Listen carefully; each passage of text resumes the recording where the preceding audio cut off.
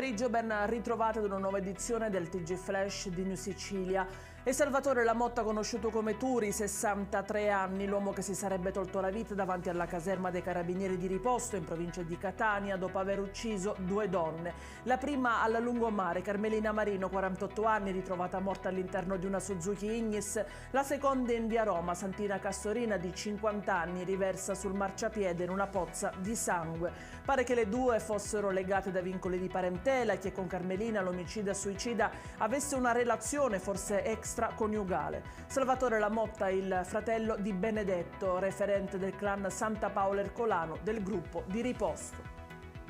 Doppio dramma nel palermitano stamani per un incendio divampato in un appartamento di via Maltese che ha causato il decesso di una donna disabile. Le cause del rogo sarebbero riconducibili a un guasto alla stufa elettrica. Esplosione di una bombola invece in una palazzina di via Umberto Maddalena. L'edificio sarebbe crollato parzialmente, coinvolgendo anche un immobile adiacente. Ferita una persona, una decina invece gli evacuati. E rimaniamo a Palermo, dove una bambina di 20 mesi è stata portata all'ospedale pediatrico dopo aver ingerito marijuana, il primo caso registrato nel 2023. I carabinieri hanno effettuato una perquisizione nella casa dei genitori, che non sono stati in grado di spiegare come ciò sia potuto accadere. La bimba, che è stata sottoposta alle cure mediche, sta migliorando. Era stata accompagnata dalla madre in ospedale dopo aver accusato un malessere nella casa degli zii. E dopo 4 giorni di isolamento a causa del maltempo che ha colpito la Sicilia, i collegamenti con le isole Eolie sono ripresi. Questa mattina l'aliscafo ha lasciato Milazzo con destinazione Stromboli, Ginostra, Panarea, Salina e Lipari.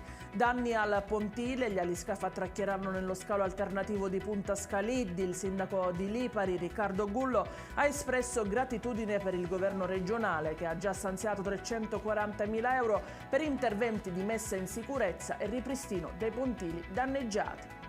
Questa era l'ultima notizia. Il TG Flash ritorna con nuovi aggiornamenti alle 18. A più tardi.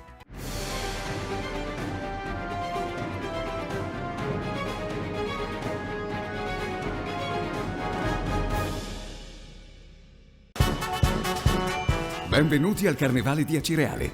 Dal 4 al 21 febbraio, coriandoli, luci, colori e tanto divertimento. Carri allegorici, gruppi, costumi, eventi, maschere e mascheroni. Uno spettacolo unico per un'esperienza ricca di allegria e di belle emozioni. Carnevali di Acireale, la festa più bella di Sicilia.